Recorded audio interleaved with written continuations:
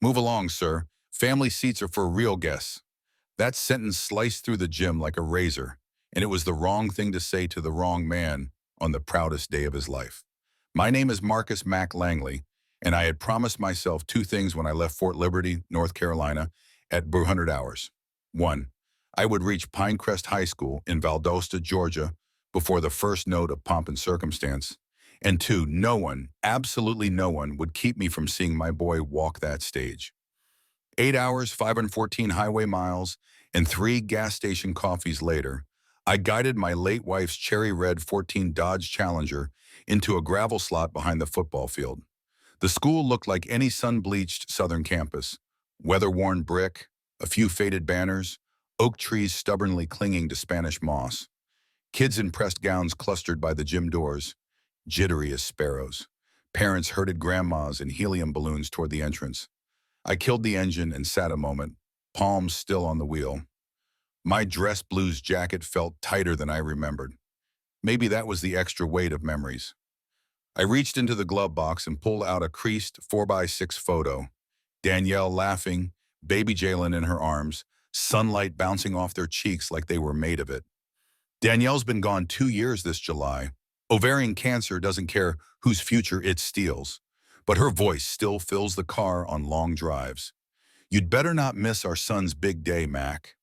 Boots polished, back straight, eyes dry.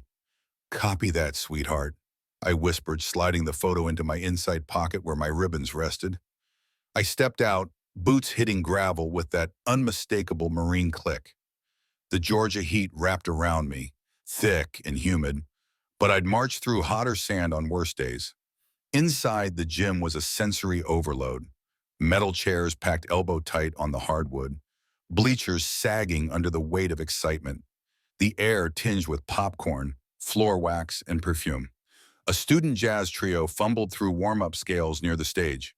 The trumpeter's nerves were obvious. "Ticket?" a volunteer asked. He was maybe 17, headset too big for his head. I handed over the printout. "Third row, left side, family seating," he said. "Appreciate you," I replied, voice low and even. Walking that aisle felt strange. Every step forward, every sideways stare, every half smile that froze when they realized the tall black man in medals wasn't part of their regular Friday scene. I'm used to those looks, lived with them since boot, so I let them slide right off my ribbons. Seat 14C wobbled on one bent leg, but I took it anyway. Direct line of sight to the stage, banners glittering. Class of 20 dare to begin. Front row staff shuffled note cards, adjusting mics. Far end of the gym, the seniors lined up in alphabetical clusters. Somewhere in the middle, 6'2" Jalen Langley rolled his shoulders under a black gown trimmed with gold honors. His mother's stubborn eyes, my squared jaw. In that instant, every deployment, every mortar whistle, every empty chair at Christmas suddenly felt worth it. The lights dimmed, families rose. The band struck up, pomp and circumstance, just a hair off tempo. My heart didn't care. I stood, spine locked, arms straight, breathing in a rhythm drilled years ago on a parade deck. A lone sob from the bleachers reminded me Danielle would have been crying already, happy tears that never embarrassed her.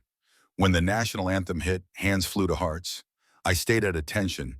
The uniform is salute enough.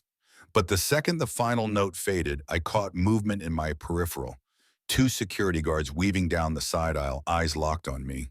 They weren't cops. No badges, just black polos with Riverview tactical security embroidered over the chest. Cargo pants, radios, the usual rent-a-cop gear. One built like a fire hydrant, shaved head glinting under the fluorescence. The other taller, wiry, boredom chewing his jaw. Neither looked old enough to rent a car, let alone handle a situation. I stayed seated. Years of training taught me stillness can speak louder than fists. Hydrant head stopped at my row, leaned in until I smelled mint gum. "Sir, you'll need to relocate. Family section's full." I produced the same ticket Mr. Headset Boy had scanned. "Seats paid for. Third row, left side." Gumchewer shrugged. "Orders just changed." He never glanced at the paper. The air temperature seemed to drop 10 degrees. I felt eyes turning our way.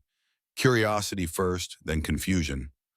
Somewhere a phone lifted, red recording dot blinking like a warning light.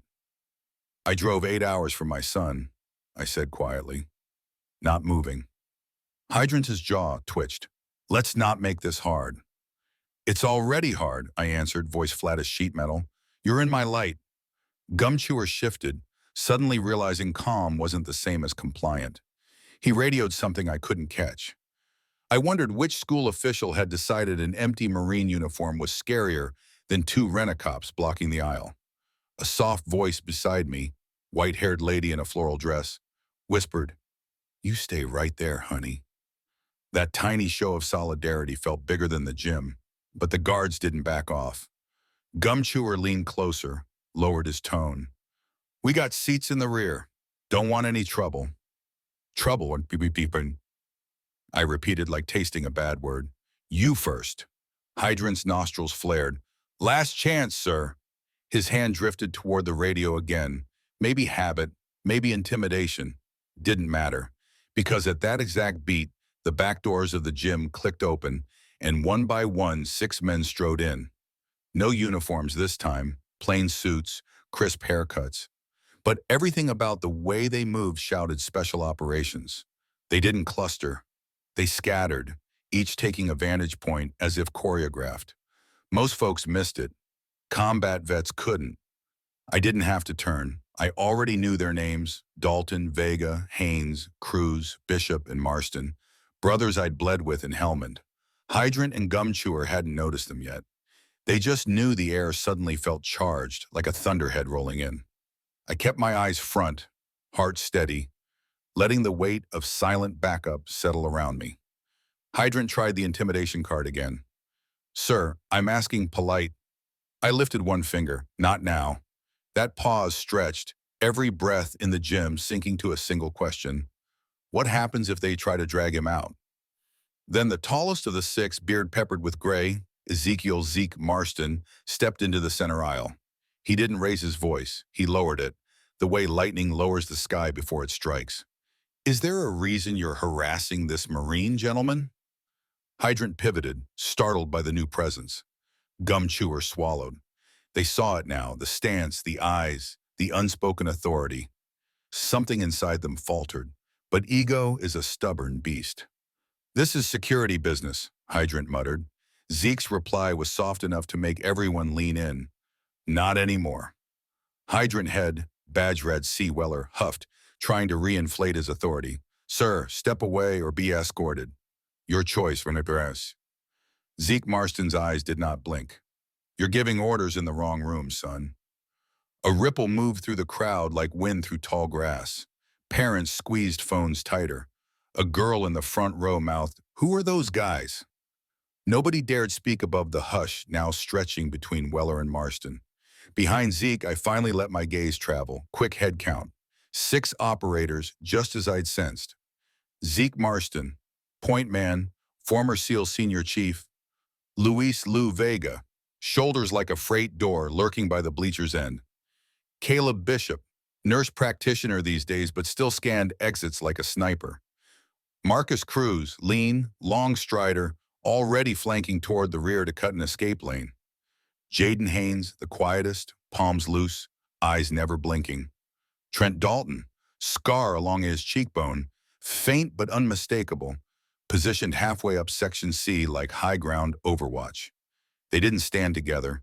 They formed a perimeter. Weller and the Gumchewer, badge R. Malden, now sensed they were in a box of men who'd planned this kind of geometry in places Valdosta only saw on news tickers. Malden's confidence drained first. We've been told all VIP seating is reserved." Zeke tilted his head. "Funny, looks like this Marine is the VIP, wouldn't you agree?" I breathed slow, counting heartbeats. The gym lights buzzed overhead. Somewhere a baby cried. The jazz trio clattered to an awkward halt.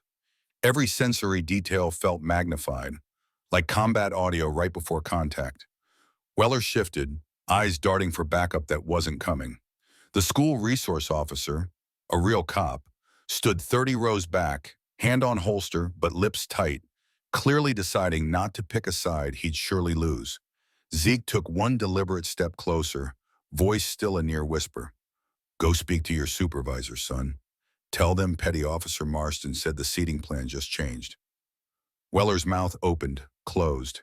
He turned, relief disguised as obedience, and the two guards retreated up the aisle in stiff silence, radios crackling, apologetic static. A collective exhale rolled through the gym, but the moment wasn't over.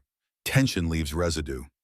Zeke stayed standing, arms folded, scanning for fresh threats as if theater seats were hedgerows. I rose slightly, gave him a nod small enough to miss if you blinked. He answered with the ghost of a grin, then settled into the aisle seat behind me, sentinel mode. The other five blended into the crowd again, but everyone who'd witnessed the standoff would remember exactly where they stood. The gym vanished, replaced by blistering Afghan sun. Now Zad District, 27 June 2011, 1640 hours. Our convoy struck a triple-stacked pressure plate.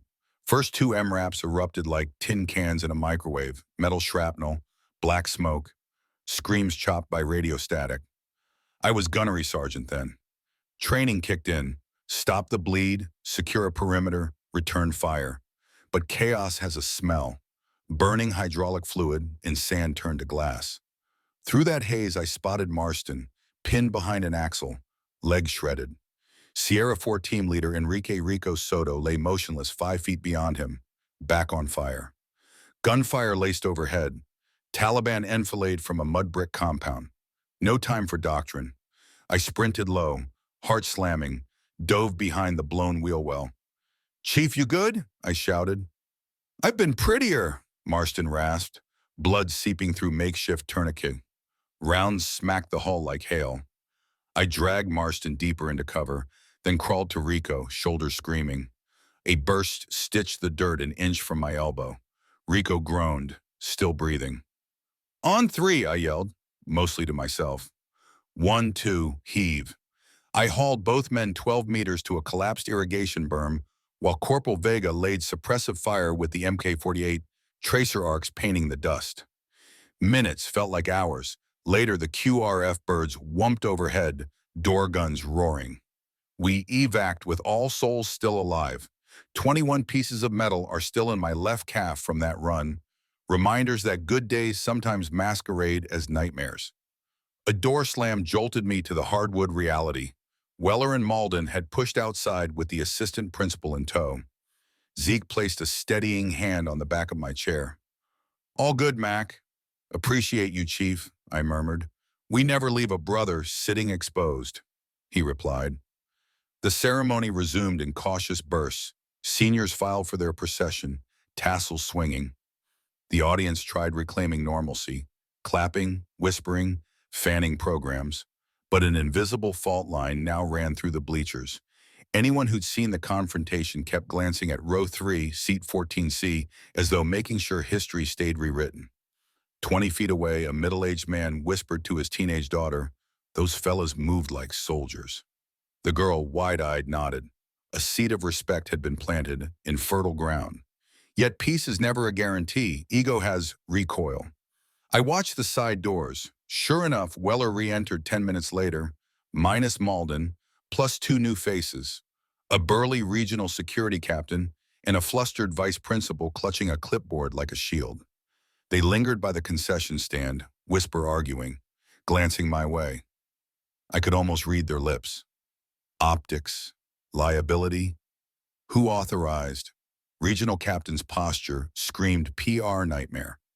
His gaze skittered away the moment Zeke locked eyes with him. He didn't venture down the aisle. Crisis managers prefer distance. The jazz trio restarted, this time a bluesy vamp underneath the name-calling cadence. It provided a rhythmic heartbeat, steadying the room. Then came the next hook in our living reel. A teacher stationed near the stage beckoned a cluster of students forward ahead of schedule. Not alphabetical anymore. They were rearranging the order, probably to hurry things. Jalen's group shuffled earlier than planned. My pulse kicked. 3 names left before his. I inhaled through my nose, exhaled slow.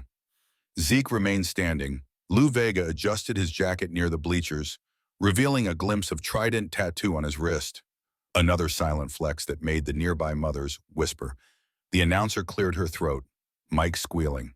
Ladies and gentlemen, a brief acknowledgement. Today we're honored to have several veterans and active duty service members joining us. Let's recognize their sacrifice. She gestured vaguely toward the crowd. Spontaneous applause erupted, longer and louder than typical polite clapping. People knew exactly who they were applauding. While the ovation rolled, I caught Weller stiffening, cheeks blanching. His boss leaned in, hisses something. Weller nodded, defeated, and exited for good. The wolf tried a second growl and got muzzled by a pack of bigger wolves. But before celebration could settle, the vice principal marched towards Zeke, clipboard clutched like a life vest. She stopped just short, forced a quivery smile. Sir, would you and your friends consider relocating to the staff row? More comfortable seating? Front view? Zeke didn't let her finish. Ma'am, Gunny Langley invited us to sit right where we are. I hadn't actually invited them, but the phrasing said conversation over. The VP's smile wilted. She nodded robotically and backed away. Cameras flashed. Parents on live stream threads typed captions faster than autocorrect could keep up. The story was already migrating to social media. Jalen's name was now one card away. The band modulated keys. The gym lights brightened a notch. Every eye returned to the stage. Yet somewhere outside those walls, Malden, humiliated, was on his radio to county deputies, spinning a tale. Two cruisers were rolling up even as the principal readied the microphone. Would graduation end in applause or patrol lights? Before my son even heard his name called, red and blue strobes were already bleeding through the skylights. Trouble had ordered itself a front row seat. Valdosta's finest arrived with the subtlety of symbols. Two cruisers screeched up alongside the gym, tires popping gravel. Through the cinder block vents, we caught the muted whoop-whoop of the siren's last bark and the thunk of doors flying open. A deputy radioed, "We got a disturbance, possible trespass." Inside, the band leader froze mid-bar. Conversation trailed off like a record slowing. My spine straightened of its own accord. Zeke's eyes flicked toward the fire exit as if tracking heat signatures. Lou Vega shifted to a post by the west doors. Quiet, deliberate. The remaining four SEALs redistributed, calm as chess pieces sliding into defense. Nobody else quite understood why the lights outside mattered, but instinct told the crowd to hush. The principal glanced at her assistant, who mouthed, "It's handled," yet the glimmer of panic in her eyes said otherwise. The announcer, a lanky history teacher clutching index cards, swallowed hard and pushed on. Graduating with honors in computer science. Darlene Winters. Applause sputtered, then spread like warm rain. One more name, then Jalen's. I forced myself to breathe in fours, the way corpsmen taught us after concussions. In, hold, out, hold. The air tasted of gym varnish and static electricity. Jalen glanced up from the wings, obviously sensing something off. Our eyes met. I lifted two fingers, steady. Outside, metal latches clanged. Two deputies entered, wide hats scraping the doorway. Deputy 1, gray mustached, stocky, scanned the crowd. Deputy 2, younger, jotted notes on a pad without actually writing. They spotted the security captain waving them over. The captain pointed straight at row 3. Zeke raised a brow. "Round 2, he murmured. The deputies marched down the center aisle, badges glinting. Folks shuffled knees aside, whispering. Deputy 1 stopped beside my seat, hand resting near the holster. Not menacing, just protocol. "Sir, we had a call about a seating dispute." His tone tried for neutral. "Mind stepping out to clear this up?" I answered evenly. "Already cleared." I gestured to the principal up front, then at the sea of witnesses now laser-focused on us. Deputy 2 glanced around. He'd clearly noticed the 6 men who stood like load-bearing pillars. "Everything peaceful here, Sheriff?" Zeke asked, voice low but caring. Deputy 1 studied Zeke's stance, then mine, then the silent semicircle of veterans. You could almost see the mental calculus. Is this worth turning graduation into a headline? Principal Avery hustled over, clipboard clutched. "Officers, Mr. Langley is exactly where he's supposed to be. Miscommunication resolved." Her voice quivered but held. Security captain opened his mouth, then shut it when Avery added, and Pinecrest takes full responsibility for the confusion. Translation, stand down, liability meters pegged. Deputy 1 tipped his hat. Understood, ma'am. He faced me again. This time he offered his hand. Congrats to your family, Gunny. I shook it. Much obliged. The deputies withdrew up the aisle, crisis finding the exit it deserved. Relief rippled, but I'd learned long ago combat can restart when you think the firefight's done. Heartbeats later, the mic squealed, and the announcer's voice came richer, almost ceremonial. Ladies and gentlemen, Jalen Marcus Langley. For half a second, the gym held its breath. Then applause erupted like a dam bursting. It wasn't generic cheering. It rolled deep, unified, rhythmic. Parents who'd never met me stomped their feet. Kids in the bleachers pounded the rail. The 6 seals snapped into a slow, deliberate clap. Perfect cadence, palms striking like rifle reports. The sound cut through every other noise, turning the crowd's roar into choreography. Jalen stepped onto the stage. Spotlight hit his tassel, turning it old gold. His shoulders squared, but I saw his chest hitch, emotion finally breaching the discipline he'd practiced. He shook the principal's hand, accepted the diploma folder, and, against every rehearsal tutorial, looked straight into the audience until he found me. I didn't stand, I didn't salute. I simply held his gaze and gave the smallest nod a Marine can make. The nod that means mission accomplished. Continue the march. Jalen's lips parted in a half smile. That look kids get when they realize their hero sees them as an equal. He pivoted, strode down the stair, and merged back into the procession. But gravity had shifted. The rest of the seniors walked in the wake of a story bigger than their own. Viewers on replay will wonder why silence and posture trumped shouting and fists. Simple. The human brain is wired for mirror neurons. When an entire gym sees 6 calm men override hostility with presence alone, the audience's limbic system copies that steadiness. Conflict diffuses, respect compounds. It's the Lego method in social form. Tiny bricks of body language clicking into a larger architecture of dignity. Scientists call it social contagion. Marines call it command presence. Either way, it stuck. The remaining names blurred past in 10 minutes that felt like 10 heartbeats. Caps flew, flashbulbs popped, and suddenly we were herded toward the back parking lot in a tide of polyester gowns in wilting corsages. Danielle's Challenger waited at the curb like a loyal dog. But before I could reach it, Deputy 1 intercepted me again, this time holding a yellow envelope. He lowered his voice. One of your friends slipped this to me, said it belonged with you. He nodded toward Lou Vega, now disappearing into the milling crowd. Inside the envelope lay a single Polaroid, Helmand, 28 June 2011. Me kneeling beside Marston on a medevac ramp, both of us caked in dust, grinning like idiots fresh out of hell. Scrawled on the back in fresh ink, "You carried me then, today we carried you. Debt paid forward. Z." I blinked twice, swallowing a lump gritty as desert sand. Jalen, now at my elbow, asked, "Dad, you okay?" "Better than okay," I said, sliding the Polaroid into my wallet next to Danielle's photo. "Let's go meet your uncles." I pointed across the lot where the 6 seals formed a loose half circle, waiting like sentries. Jalen's eyes widened. "Those guys?" "Those guys," I echoed. We started toward them, but a voice boomed across the pavement. "Gunny Langley, hold up. Got one more surprise for you."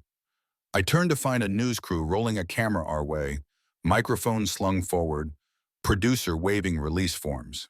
Someone had fed the local station a tip, and the story was about to leap from gym legend to evening headline. Was I about to watch my private moment become a viral spectacle? Or could I steer the narrative before it spun out? The local station's SUV screeched to a stop, side panel blaring, WCTV9, South Georgia's news leader. A reporter in crimson blazer sprang out, mic already hot. Her cameraman balanced a shoulder rig like it was a bazooka. "Gunny Langley," she called, trotting toward us across the blacktop. "Can we get a comment about the racial profiling inside?" Every student within earshot froze. Cell phones lifted en masse. Suddenly we were ringed by homemade paparazzi. Jalen stiffened. The seals edged subtly closer, forming a crescent that blocked half the lenses. Zeke muttered, "Careful, media fight's dirty." The reporter thrust the mic forward. "Sir, viewers want to know, were you denied seating because of your race, your uniform, or both?" The question came packed with lighter fluid. One wrong syllable could ignite a culture war flare that had eclipsed my son's moment. I locked eyes with Jalen. This was his day, not a soundbite brawl. I raised a hand. "Ma'am, first let me congratulate the entire Pinecrest class of 25. They earned the spotlight." I gestured toward the milling graduates. "Second, what happened inside has been resolved with dignity. No further comment." She pressed. "But viewers need—" Zeke stepped beside me, voice steady as winter dawn. "You've had your answer." His mere presence flattened the next question.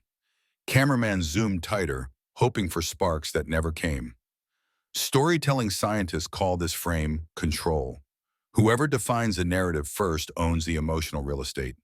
By refusing the reporter's provocative wording and redirecting to the graduates, we shifted the frame from conflict to celebration. It's the same tactic negotiators use in hostage crises: reframe the stakes, lower the temperature. But conflict loves a backdoor.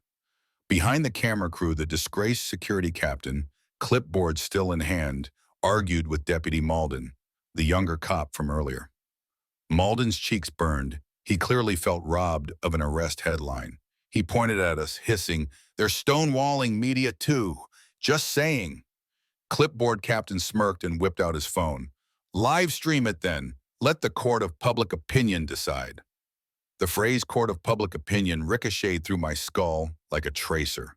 Once video hit social feeds, context vanished faster than a spent shell. Zeke caught my glance. "You want a counterpunch?" "No," I said. "Different play." I turned to the reporter. "I'll give you 30 seconds on one condition. We do it beside my son, with his consent." "Fair?" She brightened, smelling exclusive content. "Absolutely." Jalen swallowed but nodded. "Let's do it." We moved to a patch of grass under the school's giant Lancer mascot statue. Zeke acted as silent timekeeper, arms crossed, watch visible. Lou positioned himself to block the security captain's noisy livestream attempt. Cameras rolled. Reporter: "Jalen, how did it feel watching your father confronted during your ceremony?" Jalen: "Honestly, I felt anger, then pride. Because Dad handled it without shouting, without leaving his seat. He taught me strength isn't volume." Reporter: "Gunny, any message for families who face similar treatment?" Me: "Sit tall, stand on truth, let dignity work so loud it silences the rest." Zeke signaled. 10 seconds left. I closed with, "Now if that's all, my son still owes me a graduation photo with his diploma." Cameraman cut. Reporter beamed. "Thank you, Sergeant." She turned to record a stand-up while we stepped away, effectively reclaiming our narrative before anyone else could twist it. As the news crew packed up, Principal Avery hurried over, cheeks flushed. "Mr. Langley, on behalf of Pinecrest, I apologize for everything." She extended a thick envelope. "Full refund for travel, hotel." I shook my head. "Put it toward next year's scholarship fund."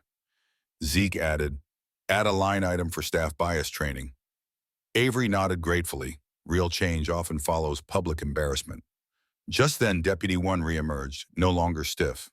"Gunny, Captain wants to apologize." He gestured. Clipboard Captain trudged forward, shamefaced. "Sir, we misread the situation." "I'm sorry." Accepting apologies is another version of leadership. I offered my hand. "Do better next time." He gripped it. Cameras caught none of this. The best parts of a story seldom trend. But our day still held one more test. The kind life fires at you after the credits should roll. Lou Vega's phone buzzed. He glanced, eyes widening, then waved Zeke over. Low, urgent voices. Then Zeke jogged back, jaw tight. "Gunny," he said quietly, "we've got a situation. Remember Staff Sergeant Rico Soto? He's at Valdosta, VA. Took a bad turn this morning. Complications from that shrapnel. Docs aren't sure he'll see dawn." The name hit me like mortar backblast. Rico, the same man I dragged through helm and dust. The one who'd sworn to grill me ribs at his wedding. The one I hadn't visited in months. Jalen saw my face drain. Dad? Rico's in trouble, I croaked. Zeke placed a hand on my shoulder. We're rolling out. ETA 18 minutes if we leave now. I looked at Jalen, fresh diploma still in hand. His day, his victory. Yet he didn't hesitate. He simply said, let's go. Honor isn't taught, it's modeled. We piled into vehicles, Challenger in front, SEAL convoy behind, engines rumbling like a reunion tour.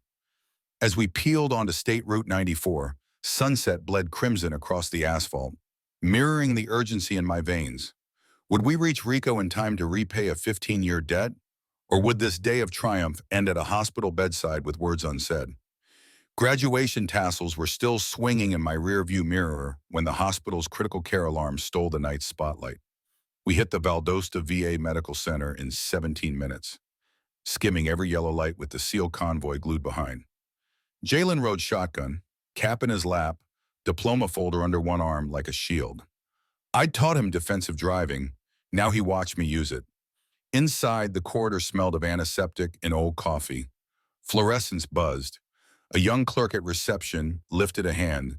Visiting hours are, until she saw 6 heavily built silhouettes step in unison behind us. She buzzed open the ICU door without finishing her sentence.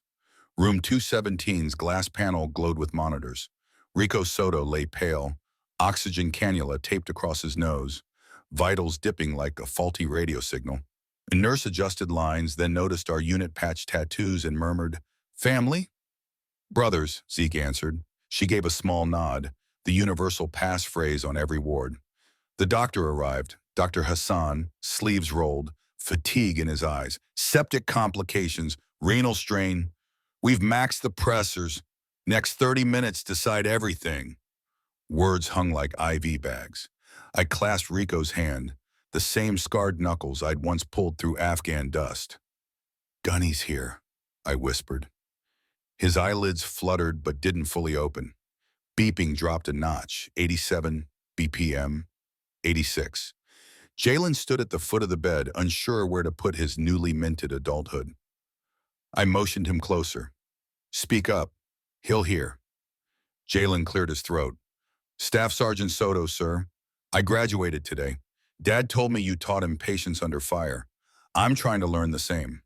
The heart rate monitor bumped. 87. 88. Zeke raised an eyebrow. "Keep talking, kid."